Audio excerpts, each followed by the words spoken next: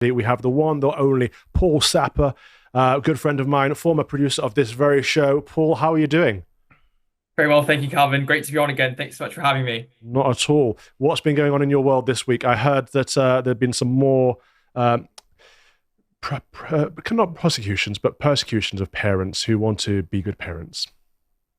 Yeah, so yeah, thanks so much for having me on to talk about this important story. It really is heartbreaking, and we had a new line break in this case last week, which ADF has been supporting. So just I'll just take you from the start and walk you Yeah. through where we're up to now. What we had is that we've got parents in Switzerland who have been separated from their daughter for over a year for objecting to her gender transition. And the latest line in the case is that not only have they been separated from their daughter, but they're now being forced, under threat of criminal charges, to hand over documents for her legal sex change. And so they unfortunately they lost an appeal against the court order against that.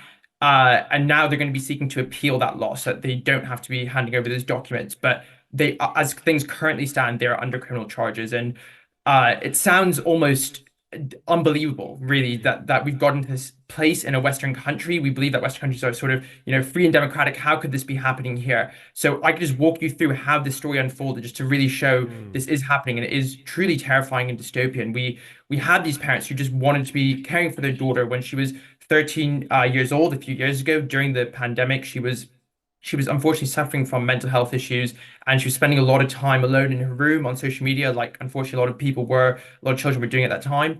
And at that point, she told her parents that she actually identified as the opposite sex. At that point, the parents decided they did not want to go down the route of so-called gender affirmative treatment. They didn't think it was a good or a helpful thing, and so they did not want to do it. So they told the school that they did not want to be socially transitioning the daughter. As a result, the school went behind the parents' backs and sort of socially transitioned her anyway.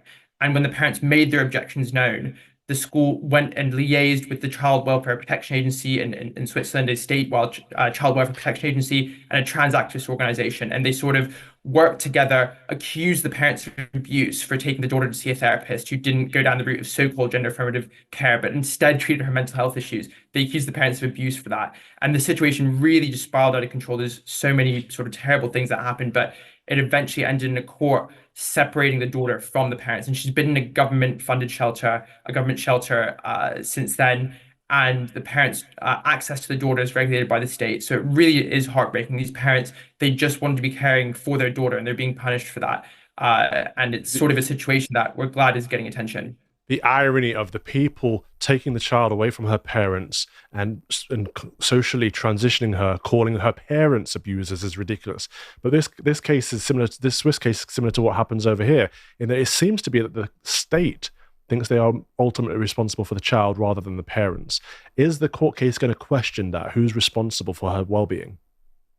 Yeah, so unfortunately, what we've had in a previous court decision is that the decisions over the daughter's medical authority over the daughter's medical decisions have been taken away from the parents. That's a travesty that that has happened, a complete undermining of parental rights. This case in particular was quite narrowly focused on that question of the legal documents, but another thing that came out of it, which really was quite shocking as well, was that the court said that question of whether the daughter could have a so-called legal sex change, which of course is a fiction, but anyway, what it's the changing on her on documents of her sex, which is in reality female, changing that to male. They said that question could be considered in complete isolation from other measures such as puberty blocker drugs. But in reality, we know that's not true. We know that the scientific evidence, the CASP, for example, shows that there is a pathway that goes from social transition to puberty blockers to cross-sex hormones to irreversible sex change surgery. So it is not the case that this is a sort of harmless thing that can be considered in isolation. It sets children on that path to irreversible harm. And in some ways, actually, something quite promising did happen in the UK recently, in that the ban on puberty blockers that was introduced by the last government was deemed to be Mm. lawful in a high court ruling. So in some ways, the UK is leading the world in this, in banning those puberty blockers, and there seems to be a cross-party consensus forming on this. Wes Streeting, for example, welcomed that decision, Yeah. and it's been reported that he's considering making that ban permanent, because at the moment it's a temporary thing that's set to expire in September, and I really do hope he does make it permanent. But I think the case in Switzerland shows that certain countries, unfortunately, are just much behind the curve. California as well, we've seen another law passed there that was signed by Gavin Newsom, which it's a law that bans school districts from requiring teachers to tell parents if their children identifies the opposite sex. So the really terrifying thing we could be seeing in California now is that parents could be completely unaware that their children are identifying as the opposite sex, which is, if they genuinely are feeling that way, it's a safeguarding issue. The children has mental health issues. The parents need to know about that so they can care for the child and possibly get them psychological help. So we're seeing that this trans ideology, so many of our institutions around Western countries are deeply in the grip of it. We've seen a promising move here in the UK in banning, upholding that ban on puberty blockers. But unfortunately, it's not perfect here, right? There still is a lot of ways in which trans ideology is taken for granted in UK institutions. And so there are still, there are children who are socially transitioned in schools, for example. And the Cats Review says that is not a neutral act. In the interest of children, that too should be banned. It shouldn't be allowed to happen. The fact that she's living in a shelter now, a government shelter, she's been removed from the loving home of her parents, just shows that this is not in the best interests of the child. I believe you've sent across a video that highlights some of this. So let's take a look at this. Is Billboard Chris who posted this on Twitter. They've put aside 16 years of absolute commitment to our child and have taken away our child based on the lie that a person can be born in the wrong body.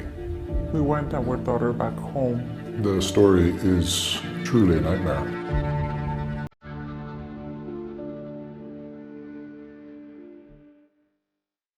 Swiss authorities have taken our child, our daughter, who's 16 years old.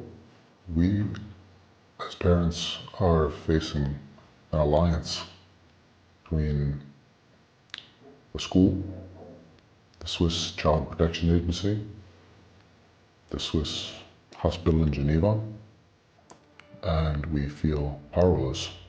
About 3 years ago, coming out of the pandemic, our daughter informed us that she was a boy. We understood that she was going through a difficult period in her life. We agreed to seek medical advice. When we first went to the Geneva hospital, the nurse showed her a gender unicorn, and it was based on this gender unicorn that we were instructed by the hospital to begin treating her as a boy. We were told she needed puberty blockers.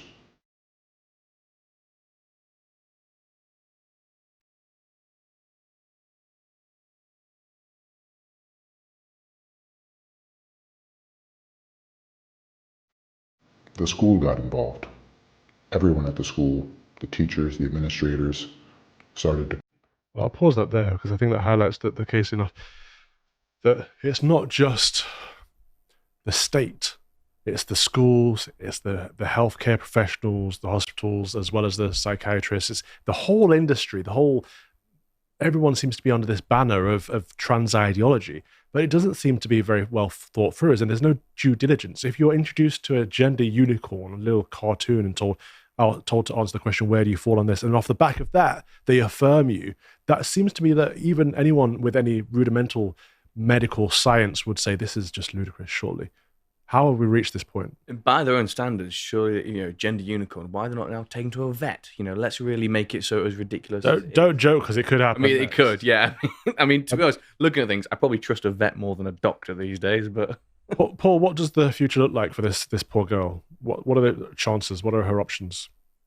So now the parents are going to be seeking to appeal that decision, which says they have to be handing over the legal documents for her. Sorry. And what are these? Change. It's just a document that will say it will be saying her sex will be recorded as female currently, as she is a female, and now they want to be changing it to male. So legally, she will be considered a male from that point onwards. So they'll be seeking to appeal that so that they don't have to be doing that. They're going to be appealing it to the country's Supreme Court, to the highest court in Switzerland. That's what they're going to be seeking to do anyway.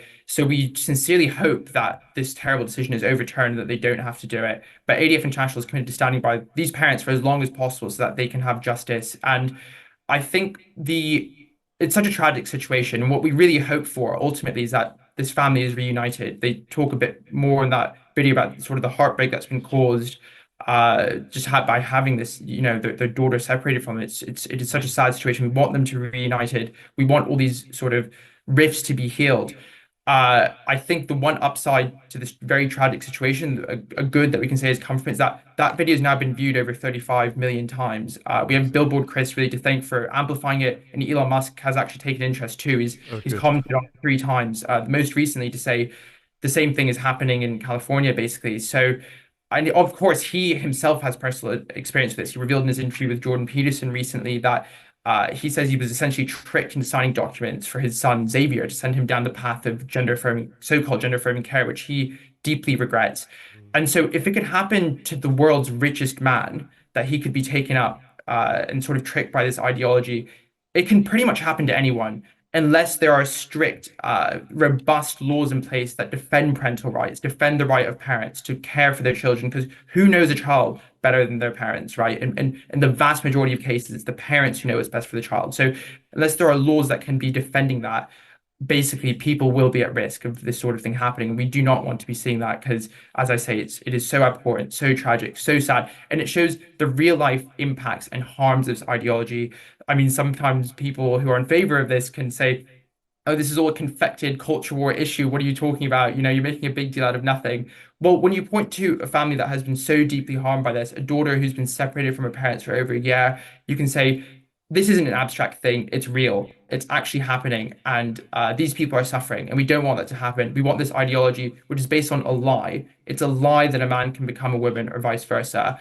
And so anything downstream of that, of course, is going to have catastrophic consequences. Because as I think Aristotle said, a small mistake at the beginning becomes a large mistake at the end. And this is a very large mistake at the beginning. So we shouldn't be surprised that the consequences at the end are very, very large. So we want an end to this suffering. We don't want it to continue. And that means standing for the truth and helping people who are confused about that. But it's not loving to lie to someone. It doesn't help someone to lie to them and to tell them their incorrect perceptions are true. That's not a loving thing. It's loving to tell people the truth and to help them to accept it.